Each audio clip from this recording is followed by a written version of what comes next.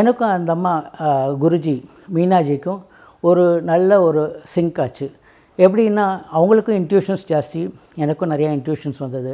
அதனால் அவங்க எனக்கு அவ்வளோ தூரம் ஹிந்தி தெரியாட்டால் கூட அவங்களோட பேசும்பொழுது அந்த டெலிபதியிலே பேசக்கூடிய ஒரு அனுபவம் கிடச்சிது.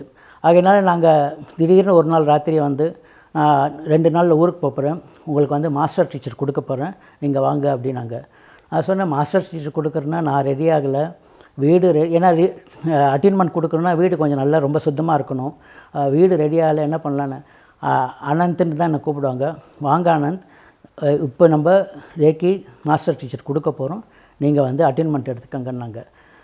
சரி, இவ்வளோ தூரம் சொல்லும் பொழுது நான் சொன்னேன், என்னால் இப்போ பணத்தை பற்றி கவலை இல்லை, நீங்கள் வாங்க முதல்ல அட்டெயின்மெண்ட் எடுத்துக்கங்கன்னு.